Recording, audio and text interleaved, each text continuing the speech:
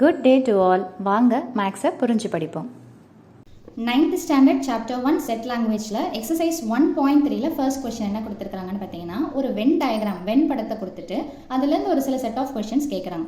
இந்த கொஸ்டின் நீங்கள் எவ்வளோக்கு கிளியராக புரிஞ்சுக்கிறீங்களோ, இதை பேஸ் பண்ணி வரக்கூடிய வென் டயக்ராமாக இருக்கட்டும் அல்லது அந்த டேஷு, யூனியன், இன்டர்செக்ஷன், இந்த கான்செப்ட்ஸ் எல்லாமே ரொம்ப கிளியராக புரிய ஆரம்பிச்சிடும். ஸோ சம்முக்குள்ளே போகலாம். ஸோ இதுதான் என்னென்னு பார்த்தீங்கன்னா, ஒரு பாக்ஸ் கொடுத்துட்டாலே அதை நம்ம என்னென்னு சொல்லுவோம்னு பார்த்தீங்கன்னா யூனிவர்சல் செட் அப்படின்னு சொல்லிட்டு சொல்லுவோம். யூனிவர்சல் அப்படின்னா என்னென்னு பார்த்தீங்கன்னா தமிழில் அனைத்து கணம் அப்படின்னு சொல்லிட்டு சொல்லுவோம்.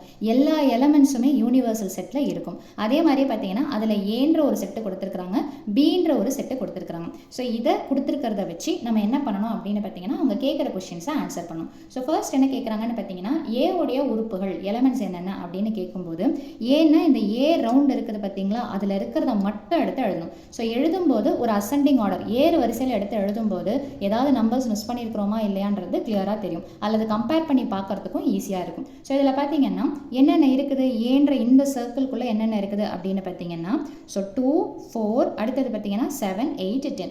ஸோ ஏன்ற செட்டில் என்னென்ன இருக்குதுன்றதை முடிச்சாச்சு.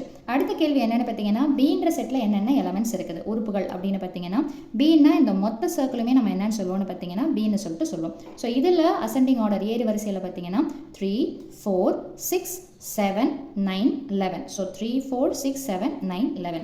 அடுத்தது என்ன கேட்குறாங்கன்னு பார்த்தீங்கன்னா ஏ யூனியன் பி. நீங்கள் ஹையர் கிளாஸஸ் போக போக வென் டயக்ராம் இல்லாமல் டைரெக்டாக இதை வச்சு நம்ம ப்ரொசீட் பண்ணுற மாதிரி வரும். ஃபார் எக்ஸாம்பிள் 10th ஸ்டாண்டர்ட்லலாம் இப்படியே நீங்கள் டைரெக்டாக எடுத்து போடுற மாதிரி வரும். இப்போதைக்கு நீங்கள் வென் டயக்ராம் யூஸ் பண்ணியே கூட போடலாம். ஸோ ஏ யூனியன் இந்த மாதிரி இருந்தால் அதுக்கு பேர் என்னென்னு பார்த்தீங்கன்னா யூனியன். தமிழில் பார்த்தீங்கன்னா சேர்ப்பு அப்படின்னு சொல்லிட்டு சொல்லுவோம். சேர்ப்புன்னா என்ன அர்த்தம், யூனியன்னா என்ன அர்த்தம், சேர்த்து எழுதுறது. அதாவது ஏலையும் பீலையும் என்ன இருக்குதோ அதை சேர்த்து எழுதணும். அப்படி நம்ம சேர்த்து எழுதும்போது நம்பர்ஸ் ரிப்பீட் ஆகக்கூடாது. ஒருவேளை சில நம்பர் பார்த்தீங்கன்னா ஏலையும் இருக்கும் பீலையும் இருக்கும்னா அதை 2 தடவை எடுத்து எழுதக்கூடாது, ஒரு தடவை எடுத்து எழுதுனா போதுமானது. ஸோ அப்படி பார்த்தீங்கன்னா இந்த டயக்ராம் இப்படியே நீங்கள் மொத்தமாக இந்த சர்க்கிளில் என்னென்ன இருக்குதோ அதை எல்லாத்தையுமே நம்ம அசெண்டிங் ஆர்டரில் எடுத்து எழுதிக்கலாம். அப்படியும் பண்ணலாம். அல்லது இதில் பார்த்தீங்கன்னா 2, 3, 4, 6, 7, 8, 9, 10, 11 அந்த மாதிரி நீங்கள் சேர்த்து எடுத்து எழுதிக்கலாம். அல்லது இந்த 2 சர்க்கிளில் என்ன இருக்குதோ அதை அழகாக அசெண்டிங் ஆர்டர் ஏறு வரிசையில் எடுத்து எழுதினீங்கன்னா ஏ யூனியன் பி முடிஞ்சு போச்சு. அடுத்தது பார்த்தீங்கன்னா இந்த மாதிரி சிம்பிள் போட்டாங்கன்னா அதுக்கு பேர் என்னென்னு பார்த்தீங்கன்னா இன்டர்செக்ஷன். தமிழில் பார்த்தீங்கன்னா வெட்டு அப்படின்னு சொல்லிட்டு சொல்லுவாங்க. இன்டர்செக்ஷன் வெட்டுன்னா என்ன அர்த்தம்னு பார்த்தீங்கன்னா காமனாக இருக்கிறத மட்டும் எடுத்து எழுதணும். வென் டயக்ராமில் ஏக்கும் பிக்கும் காமனான ஏரியானா என்னென்னு பார்த்தீங்கன்னா இதுதான். அப்போ இதில் யார் இருக்கிறாங்க, 4, 7. ஸோ அவங்க தான் என்ன வருவாங்கன்னு பார்த்தீங்கன்னா ஏ இன்டர்செக்ஷன் பி எலமெண்ட்ஸாக வருவாங்க.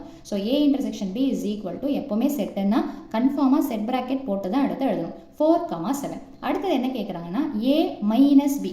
மைனஸ்ன்னா என்ன அர்த்தம், அதை விட்டுறணும்னு அர்த்தம். அப்போ மைனஸ் பின்னா என்ன அர்த்தம், பீன்ற சர்க்கிளை நம்ம என்ன பண்ணணும்னு பார்த்தீங்கன்னா விட்டுறணும். அப்போ ஏன்ற சர்க்கிளில் யார் யார் மட்டும் இருக்கிறாங்கன்னு பார்த்தீங்கன்னா 2, 10, 8. இதை ஆர்டராக எடுத்து எழுதுனா என்ன வரும்னு பார்த்தீங்கன்னா 2, 8, 10. இதுதான் என்னென்னு பார்த்தீங்கன்னா ஏ மைனஸ் பி.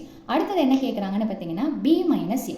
இப்போது மைனஸ்க்கு அப்புறமா யார் இருக்கிறாங்க, ஏ இருக்கிறாங்க. அப்போ ஏன்ற சர்க்கிளை நம்ம மறைச்சிக்க போகிறோம். ஸோ அப்போது ஏன்ற சர்க்கிளை மறைச்சிக்கிட்டா மீதி என்ன இருக்குன்னு பார்த்தீங்கன்னா 3, 6, 9, 11. ஸோ இதுதான் யாருடைய ஆன்சர்னு பார்த்தீங்கன்னா பி மைனஸ் ஏவுடைய ஆன்சர். ஸோ நெக்ஸ்ட் என்னென்னு பார்த்தீங்கன்னா ஏ டேஷ்.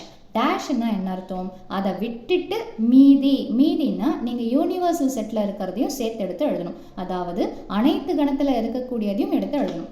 ஏ டேஷ் அப்படின்னா நம்ம என்ன பண்ண போகிறோம்னா ஏன்ற சர்க்கிளை மறைச்சிக்க போகிறோம். அப்போது பீன்ற சர்க்கிளில் என்னென்னலாம் இருக்குதோ அதுவும் வரும். அது போக இந்த அனைத்து கணம் எக்ஸ்ட்ராவாக பாக்ஸில் இருக்குது பார்த்தீங்களா, இங்கே 1 இங்கே 12ன்னு சொல்லிட்டு இருக்குது இல்லைங்களா, அதுவும் வரும். ஸோ 3, 6, 1லேருந்து ஆரம்பிப்போம். 1, 3, 6, 9, 11 and 12. இதுதான் யாருடைய ஆன்சர்னு பார்த்தீங்கன்னா ஏ டேஷ் உடைய ஆன்சர். அதே மாதிரி பி டேஷ்னா என்ன அர்த்தம், பீன்ற சர்க்கிளை விட்டுட்டு மீதி இருக்கிறத எடுத்து எழுதணும். அப்போ பீன்ற சர்க்கிளை நீங்கள் அப்படியே ஹைட் பண்ணிக்கோங்க. மீதி என்ன இருக்குது 1, 2, 8, 10 and 12. ஓகேங்களா. ஸோ இதுதான் என்னென்னு பார்த்தீங்கன்னா பி டேஷோடைய ஆன்சர். அடுத்தது லாஸ்ட்டில் என்ன கேட்குறாங்கன்னா யூனா என்னென்னு பார்த்தீங்கன்னா யூனிவர்சல் செட்டு. இந்த மாதிரி போட்டால் தான் யூனியன்னு சொல்லுவோம். வெறும்னே யூன்னு சொல்லிட்டு கொடுத்தாங்கன்னா அதை யூனிவர்சல் செட், அனைத்து கணம் அப்படின்னு சொல்லணும். யூனிவர்சல் செட்னா இந்த டயக்ராமில் என்னென்னலாம் நம்பர்ஸ் இருக்குதோ மொத்தமாக எடுத்து எழுதுறதுக்கு பேர் தான் என்னென்ன பார்த்தீங்கன்னா யூனிவர்சல் செட். ஸோ அப்போ என்னென்ன இருக்குது 1 2, அடுத்தது 3 4 5 கிடையாது, 6 7 8 9 10 11 and 12. இதை அப்படியே கமா போட்டு செட் ப்ராக்கெட்டில் எடுத்து எழுதுனீங்கன்னா இதுதான் யூனிவர்சல் செட். ஸோ அவ்வளவுதான் இந்த சம்மோட சொல்யூஷன். மீண்டும் அடுத்த பதிவில் வேறொரு சம்மோடு சந்திக்கிறேன். வீடியோ பயனுள்ளதாக இருந்ததுன்னா மறக்காமல் லைக் பண்ணுங்கள், ஷேர் பண்ணுங்கள், சப்ஸ்கிரைப் பண்ணுங்கள். தேங்க்யூ.